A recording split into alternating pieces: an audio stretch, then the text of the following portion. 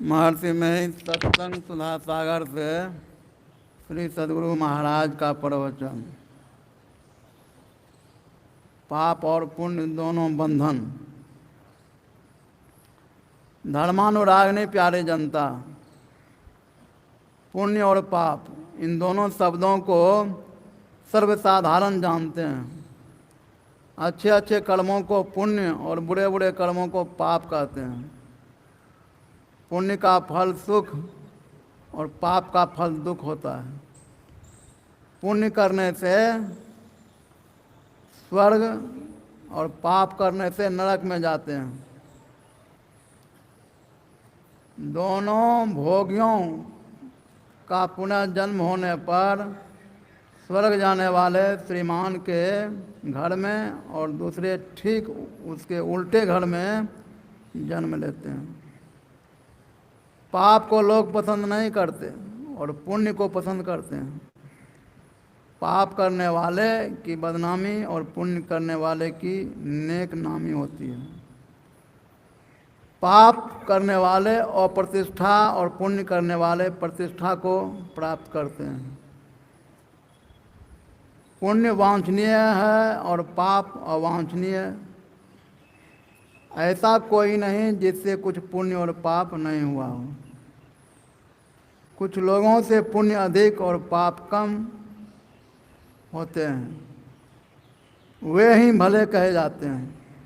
किसी से पाप अधिक और पुण्य कम होते हैं, वे ही बुरे कहे जाते हैं। ऊंचे पद पर रहने वाले भी यदि पाप करते हैं तो सामने में नहीं किंतु पीछे में लोग उनकी निंदा करते हैं।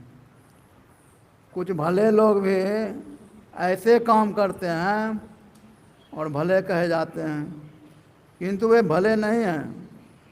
उनके सामने में उनकी बुराई लोग नहीं कहें, किंतु पीछे अवश्य कहते हैं। लहसुन खाने से गंध होती है, छिपती नहीं।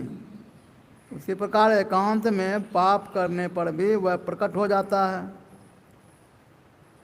श्री राम को मर्यादा पुरुषोत्तम का पद लोगों ने संसार में दिया। उनको लोग विष्णु भगवान का अवतार मानते हैं। उनकी जितनी प्रतिष्ठा है औरों की उतनी नहीं हो सकती। राजनीति का पेंच और बाली को मिला हुआ वरदान की कठिनाई के कारण उन्होंने बाली को छिपकर मारा। उनसे भी भूल हो गई। बाली का शासन कुशासन था। उसने अपने भाई के साथ अन्याय किया था, ऐसा श्री राम ने उसे कहा भी।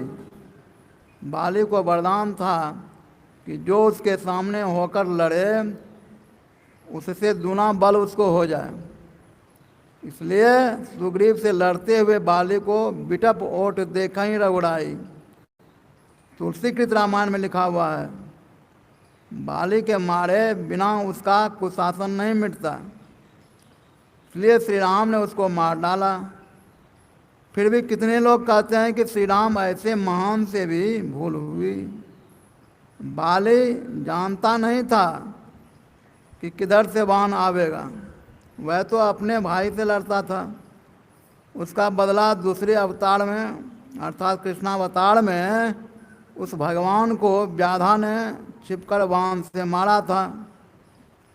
महाभारत के मैदान में भगवान श्री कृष्ण को किसी अस्त्र से कुछ नहीं हो सका। महाभारत के मैदान में भगवान श्री कृष्ण को किसी अस्त्र से कुछ नहीं हो सका। जैसे समुद्र में सब लय होते हैं, उसी तरह सब अस्त्र शस्त्र उनकी देह में लय हो जाते थे, किंतु एक तीर से उनका शरीर छूटता है। गोया बाण को वह ग्रहण कर लेते हैं। युधिष्ठिर को लीजिए, इतने धर्मात्मा की उनके रथ की पहिया पृथ्वी से ऊपर होकर चलता था, जमीन में स्पर्श नहीं करता था। राजनीति का पेंच आता है। दोनों दल आमने सामने युद्ध के लिए खड़े हैं। युधिष्ठिर अस्त्र शस्त्र छोड़कर खाली देह भीष्म के पास चले जाते हैं। लोग समझने लगे उनकी शरण में जा रहे हैं। कौरव दल में खूब हंसी मच रही थी। भीष्म पितामह को जाकर राजा युधिष्ठिर ने प्रणाम किया और कहा, आप वरदान दीजिए कि मैं शत्रुओं को परास्त करूं। भीष्म बोले, तुम बड़े सुशील हो, मैं कौरव की ओर से तुम्हारे विरुद्ध लड़ने को हूँ, फिर भी तुमने मुझको आकर प्रणाम किया। मैं बहुत प्रसन्न हुआ। वर मांगो, किंतु मुझको अपनी ओर लेने का वर छोड़कर युधिष्ठिर ने कहा, वर दीजिए कि मैं जीत जाऊं। भीष्म बोले, तुम सब भाई मिलकर मुझे किसी तरह गिरा देना। फिर वह द्रोणाचार्य के पास गए और प्रणाम किया। वे बोले कि मैं कहता हूँ सब भाई मिलकर किसी तरह मुझे मार देना। पुनः वे कृपाचार्य के पास गए और उन्हें प्रणाम किया। उन्होंने कहा, मेरे रहते हुए भी तुम जीतोगे। भीष्म के गिरने के बाद द्रोण सेनापति हुए और युद्ध आरंभ हुआ। घनघोर लड़ाई हुई। द्रोण हारते नहीं थे। अश्वत्थामा नामक एक हाथी को मारकर भीम ने हल्ला कर दिया कि द्रोण पुत्र अश्वत्थामा मारा गया। भीम की बातों का द्रोण को विश्वास नहीं हुआ।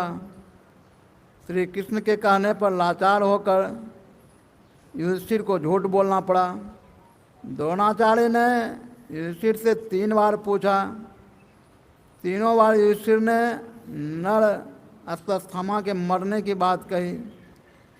इतने बड़े मनुष्य से भी पाप हो गया। तो उन्होंने कितने तीर्थ व्रत यज्ञ दान आदि पुण्य कर्म किया था, किंतु झूठ बोलने का एक पाप कर्म करने से उन्हें नरक देखना पड़ा।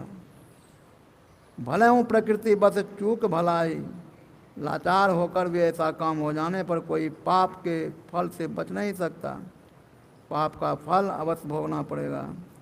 लोग पाप करते हैं और चाहते हैं कि पाप का फल दुख ना हो। तो क्या ऐसा कुछ उपाय है जिससे पाप का नाश हो जाए? ध्यान बिंदु उपनिषद में लिखा है, यदि शैल समम पापम विस्तीर्ण बहु योजनम विदते ध्यान योगे नाद्यो भेद कदाचन। कई योजन तक फैला हुआ पहाड़ के समान यदि पाप हो तो वह ध्यान योग से नष्ट हो जाता है। इसके समान पापों का नष्ट करने वाला कभी कुछ नहीं हुआ है। कर्म 3 प्रकार के होते हैं, क्रियमाण, संचित और प्रारब्ध। जो किसी प्रारब्ध के कारण नहीं होता, केवल पुरुषार्थ से ही होता है, वह नया है। पुराने कर्म के कारण से ऐसा हुआ सो नहीं, वह क्रियमाण कहलाता है। जितने कर्म करते हैं वे जमा होते हैं, उस जमा में से थोड़ा थोड़ा भोगते हैं, वह है प्रारब्ध। और अभी जो जमा है और उसमें जमा होता रहता है वह संचित कर्म।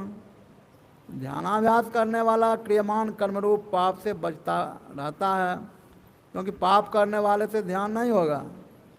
पाप कर्म करने वालों का मन विषयी होता है, वह संसार में लिपटा रहता है। उसे ध्यानाभ्यास में एकाग्रता आवे और उसका ध्यान बने, यह संभव नहीं। ध्यान करने वाला मन को विषयों से हटाता है और पाप से बचाता है। खाना पीना पहनना भी विषय है, किंतु वह इन सब को भोगते हुए इनमें लिप्त नहीं होता। डॉक्टर जानता है कि शरीर अस्वस्थ होने से कौन भोजन नहीं करना चाहिए और कौन भोजन करना चाहिए। उसकी बातों के अनुकूल रोगी चलता है और धन पास रखने वाला धनी यात्री संकट के रास्ते से बचता है। बुद्धिमान पापों से बचने का इच्छुक गुरुवाक्य के अनुकूल विषय के कुपथ से बचता है और वह मार्ग का यात्री प्रमाद और कुसंग रूप संकटों से भी बचता है। इसलिए क्रियमान पाप कर्म उसको नहीं होता। शरीर में बरतते हुए प्रारब्ध का भोग नहीं हो, कब संभव? कितना हूँ ध्यान में चढ़ा हो, उसका फल भोगना ही पड़ेगा। किंतु उसका भोग वैसा होगा जैसे कोई मद या भांग पीने वाला मस्त हो जाता है, तब कहीं चोट लगने से उसका दर्द उसे कम मालूम होता है। डॉक्टर क्लोरोफॉर्म देकर किसी रोगी की चीर फाड़ करता है, किंतु उसका दर्द उसे मालूम नहीं होता। उसी प्रकार भजन के नशे में उसे कर्म फल भोग का दुख और सुख कभी कम और कभी कुछ मालूम नहीं होता। संसार का सुख भी उसे आकर्षित नहीं करता, वह सुख को सह लेता है। साधारण लोग सुख नहीं सह सकते, दुख को भले सह ले। संसारी सुख में लिप्त होना, अहंकारी बनना सुख नहीं। सांसारिक सुख में लिप्त होना और अहंकारी बनना सुख नहीं सह सकना है, किंतु ध्यानाभ्यासी सुख दुख दोनों को सहते रहते हैं। फिर ध्यानाभ्यास द्वारा उद्रगति होती है और अभ्यासी कर्मंडल को पार कर जाता है, उसका कर्म भी जल जाता है, उसके तीनों कर्म नष्ट हो जाते हैं। इसलिए उपनिषदों में लिखित श्लोकों में ध्यानाभ्यास द्वारा कर्मों का क्षय दृढ़ता से बतलाया गया है।